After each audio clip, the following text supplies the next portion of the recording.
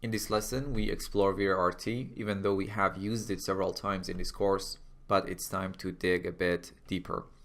VRRT or VRE Real-Time is an interactive rendering engine that can use both CPU and GPU. You can adjust your scene, your lights, your cameras, your materials, and see the result in real time. If I open up the render setup window, you can see VRRT is available both as a production renderer, and if I change the target here, it is also available in the active shade mode.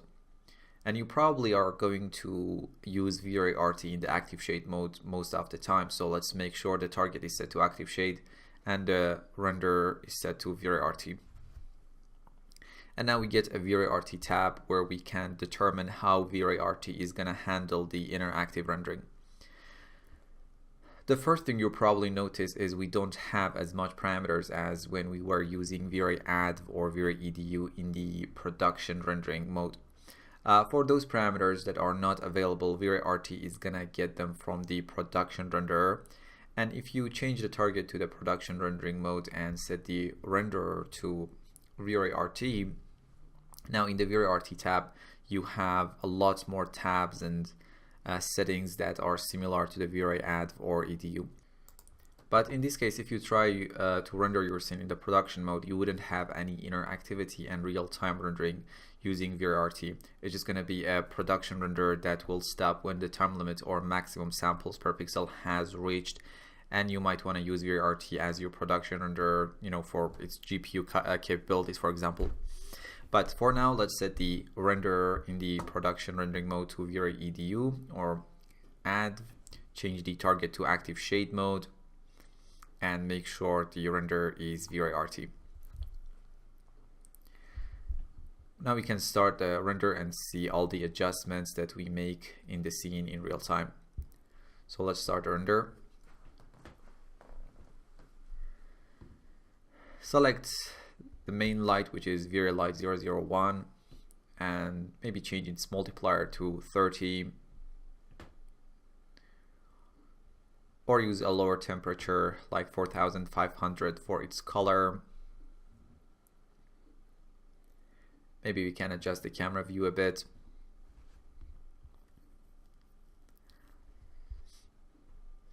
So we can see all these adjustments in real time. Now, how fast and interactive this real-time capability is depends on your hardware. For now, let's set the multiplier of the lights back to 10 and its color temperature back to 6500. And let's try to change our camera view back to what it was. Let's stop the render and get back to the VRART tab. Now, the first decision you need to make is what engine type you are going to use while working with VRART, whether CPU or GPU. And there are a few things to consider when you are making this choice. First, do you have the right hardware? Do you have a video card or video cards that support OpenCL or CUDA? Have you built your machine for CPU rendering or for GPU rendering? So if you know you have a very capable CPU, you're going to be better off using the CPU engine. On the other hand, if you know there is a powerful set of video cards setting pretty in your machine, you're going to enjoy super fast GPU interactive rendering.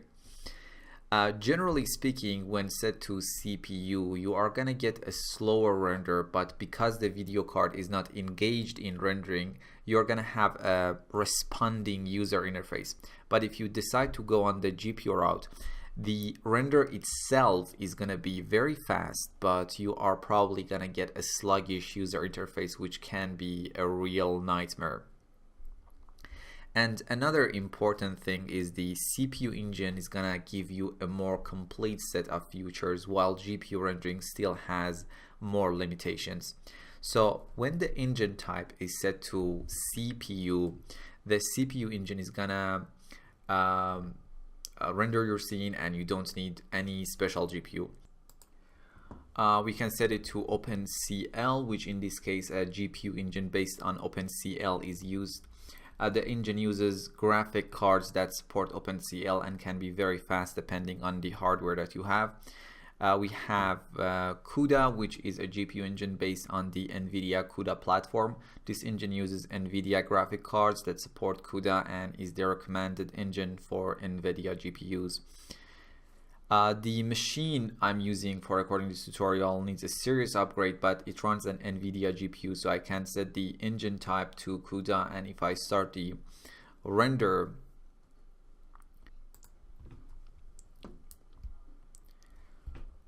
let's change the camera view a bit here and there. In this case, we get faster renders but more sluggish interface. So I know from my experience working with this machine that the CPU type is the best option for me. So let's set the engine type to CPU and take a look at the other options that we have. Let's run the active shade and go through its settings. First, we have the shading section. Trace depth is the maximum reflection and refraction depth of the materials in the scene. None of the materials can have a higher reflection or refraction depth than the value specified here. GI depth is the number of bounces for indirect illumination. Right now, Light Cache is our secondary GI engine, so this value is ignored and V-Ray automatically calculates the GI depths. We have auto update bitmaps. When enabled, V-Ray RT will try to automatically update the rendered image whenever one of the bitmaps used in the scene is changed on the disk. Use 32-bit frame buffer. When enabled, V-Ray RT will attempt to create a floating point 32-bit frame buffer which contains HDR information. We have lock render buffer, which is grayed out before starting the active shade, and if you enable it while running the active shade, no further changes to the scene are reflected in the RT, and the engine only refines the image, and as soon as you enable it, it becomes grayed out again, so you can't regain interactivity unless you stop the render and run the active shade again. Let's stop the render for now. We have override material, which overrides all the materials in the scene unless you exclude certain objects from being overridden by this material from this list. Let's use a simple gray material here as the override material. And if I start the render again, this material will override all the materials in the scene, and it can be very useful in the lighting phase of the project because it can really speed up the rendering. In the performance section, we have some very useful options. Array bundle size controls the number of arrays that are sent to the V-Ray RT render servers for processing. Larger sizes increase the speed of the render but decrease interactivity and vice versa, especially when you are working with GPU mode and you have a sluggish interface. You can decrease this value to regain some interactivity. Ray per pixel is the number of rays that are traced for each pixel during one image pass. The greater the value, the smoother the picture from the very beginning of the rendering with GI, but interactivity might be significantly diminished. And the same thing is true here, especially if you are working in the GPU mode to have a more interactive user interface. You can decrease this value, but it will result in a slower render.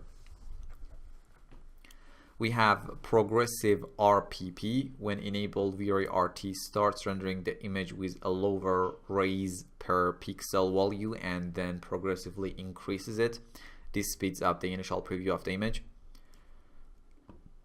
So if I render the scene while it is enabled, we get a very fast initial preview.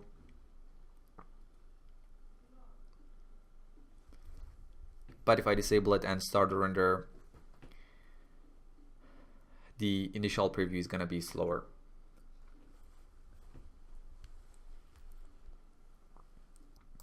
We have undersampling. When enabled, V-Ray RT starts rendering the image at a lower resolution in order to speed up the initial preview. Later, the image is rendered at its final resolution. So if I enable undersampling and start the render,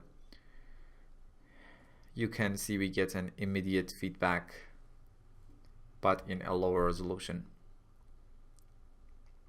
And if I move my camera in the scene, as you can see, we get an immediate feedback, and I normally tend to enable this option while using V-Ray RT.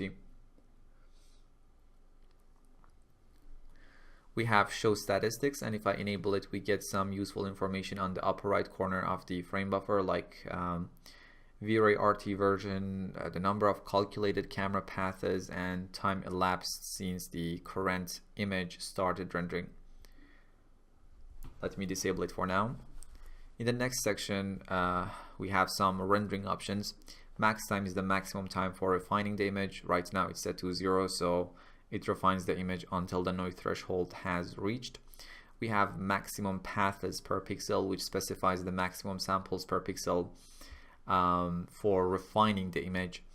Max noise, which is the same as noise threshold in the image sampler settings, and it is a threshold that determines when to stop refining a pixel. We have in process RT engine, and when this option is enabled, the actual renderings of the image happens inside the 3ds Max process.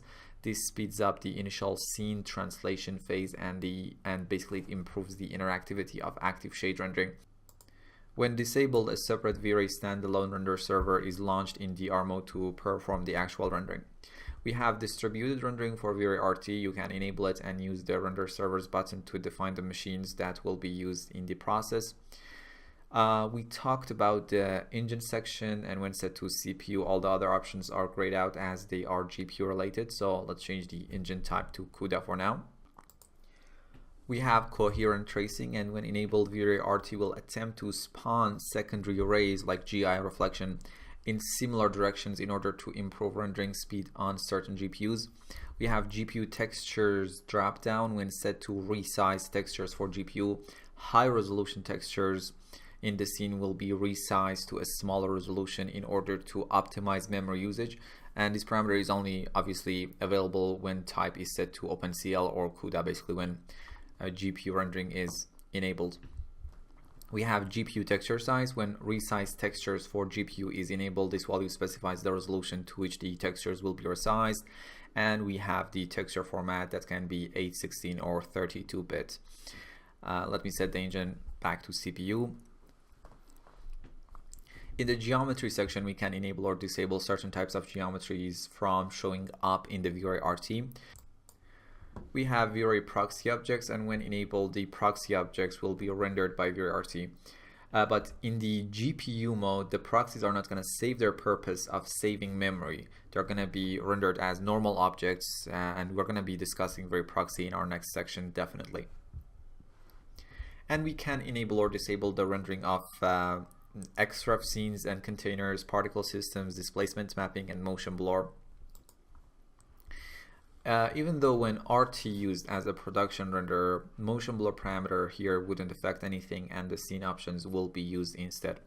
We can also render stereoscopic effects using RT, even if there isn't any very stereoscopic helper in the scene. So if I set the stereo mode to left and right and set the eye distance to something like 20 centimeters, so we can see the effects a bit better, and we know 6.5 is the standard value here, but now let's render the scene. We have three windows, a left view, a right view, and in the frame buffer we get both of the left and right eye images. And if I enable the stereo mode in the frame buffer, we can see the stereoscopic effect. Let me now disable it in the frame buffer. Now let's set the mode to anaglyph, red and cyan, and render the scene again. Now we have the left and the right eye images in the frame buffer and a separate window displaying a red cyan anaglyph of the stereo image. Let me disable the stereo mode for now. In the messages window, we can output diagnostic messages. So if I enable warn for non-physical features and unsupported features and render the scene, if there was a non-physical feature like an invisible light or an unsupported feature like hair and fur modifier, we would have seen a warning message in the frame buffer while rendering. So for example, if I select light 001 and make it invisible and start the render again, we get this green message that says there is a non-physical feature in the scene, the light is invisible. Let me stop the render and make the light visible again.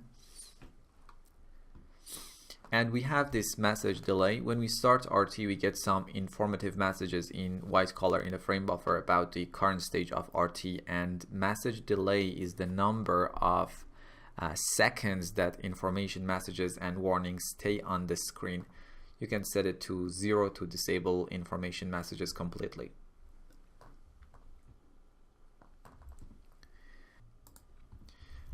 In the .VR scene export section, you can export your current 3ds Max scene to a .VR scene file, which is the scene description format used by the standalone version of V-Ray, and you can simply enable export .VR scene file, define where you want to save the file, and when you run the active shade, the scene will be exported. Or you can enable don't render, just export, and this way when you press the render button, the active shade won't start and only the scene will be exported to a .VR scene file in the specified location. And you can do the same thing in the scene. Simply if you right click in your scene, you can choose export .VR scene and export your scene in that way, and you get a bit more options, and we're going to discuss that probably in our next section. And if you change the engine to CUDA, you get a V-Ray RT Render Devices Select rollout, where you can specify which video cards to use for rendering. So if you have multiple video cards on your machine, you can enable the video cards that you want to be used for RT rendering, and maybe disable another GPU so it won't be used in the RT rendering, and therefore will be free to handle the user interface, thus avoiding sluggish interface. Now if I set the engine to CPU and render the scene, if I right click in the frame buffer, we have some specific RT options. First we have real zoom, which lets us use the scroll wheel to zoom in, and it's like moving the camera in the perspective view. And double click again so we get back to our main view. We have view navigation. If enabled, we can navigate directly in the frame buffer by simply clicking and dragging.